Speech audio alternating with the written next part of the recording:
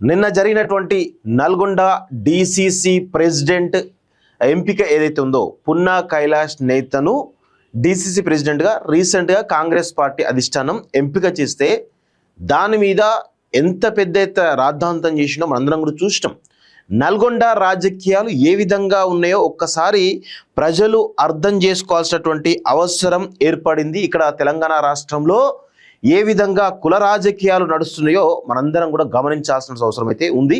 అయితే మేము నిన్న చాలా ఫెరోషియస్గా ఎవరైతే బీసీ మూమెంట్ కోసం పనిచేస్తున్నటువంటి వాళ్ళం కావచ్చు, లేకపోతే బీసీలకు హక్కుల కోసం, బీసీ రిజర్వేషన్ల కోసం నిరంతరం మాట్లాడుతున్నటువంటి వాళ్ళందరం కూడా నిన్న చాలా పెద్ద ఎత్తున మేము ఖండించడం జరిగింది. సో కోమటిరెడ్డి వెంకటరెడ్డి తన తీరు మార్చుకోవాలని చెప్పేసి ఘాటుగానే మేము స్పందించడం జరిగింది. సో దీనిలో ఇంకా కొంత విషయం ఏంటంటే ఇప్పటికీ కూడా బీసీ సామాజిక వర్గాలకు సంబంధించినటువంటి వాళ్ళపైన ఏ విధంగా కుట్రలు చేస్తున్నారో మనందరం కూడా గమనిస్తూ ఉన్నాం.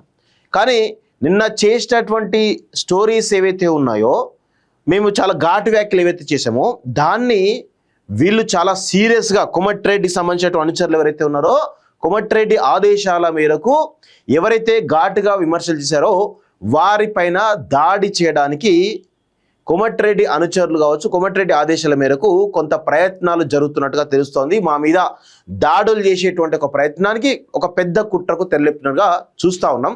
అయితే దీనికి సంబంధించి ఖచ్చితంగా బీసీ సమాజం అంతా కూడా ఏకమవడానికి సిద్ధంగా ఉన్నది. వీళ్లను తన్ని తరమడానికి చాలా సిద్ధంగా ఉన్నట్టుగా అర్థమవుతోంది. గతంలో కేసీఆర్ను ఏ విధంగానైతే తన యొక్క నియంత పోకడలు కావచ్చు, కుటుంబ పాలన కావచ్చు, లేకపోతే లక్షల కోట్ల రూపాయల అవినీతి కావచ్చు, ఇవన్నీ చూసినటువంటి జనం చాలా ఫెరోషియస్గా 2023 ఎన్నికల్లో ఏ విధంగా కేసీఆర్ను బీఆర్ఎస్ను ఇంటికి పరిమితం చేసినారో మనందరం కూడా గమనిస్తూ ఉన్నాం.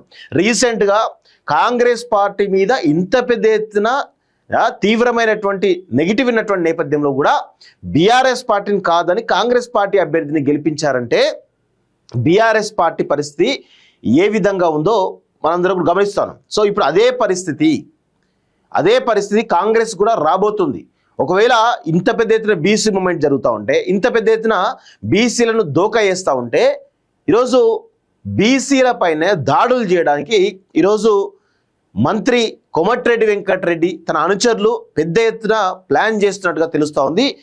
నా మీద కానీ ఎవరైతే మాట్లాడారో వాళ్ళందరి మీద కానీ వాళ్ళ ఆఫీసుల పైన పెద్ద ఎత్తున దాడులు చేయడానికి ఒక ప్రయత్నాలు జరుగుతున్నట్టుగా మాకు అందుతున్నటువంటి సమాచారం.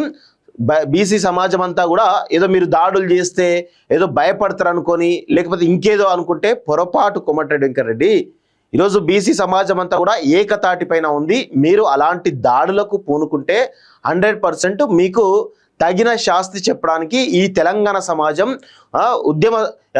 ఉద్యమకారులందరూ కూడా, బీసీ సమాజంలో ఉన్నటువంటి నాయకులు కావచ్చు, బీసీ మేధావులు కావచ్చు, అందరూ కూడా ఏకతాటిపై ముక్త కంఠంతో మీ పైన మీకు తగినటువంటి శాస్తి చేయడానికి సిద్ధంగా ఉన్నారని చెప్పేసి చాలా స్పష్టంగా మేము చాలా సీరియస్గా చెప్తా ఉన్నాం. ఇలాంటి దాడులు ప్రజాస్వామ్యంలో మంచివి కావు. అలాంటి ప్రయత్నాలు మానుకోండి. బీసీ సమాజం అంత ఈజీగా లేదనే విషయాన్ని గుర్తుపెట్టుకోవాల్సిందిగా ఈరోజు మేము కోరుతా ఉన్నాం.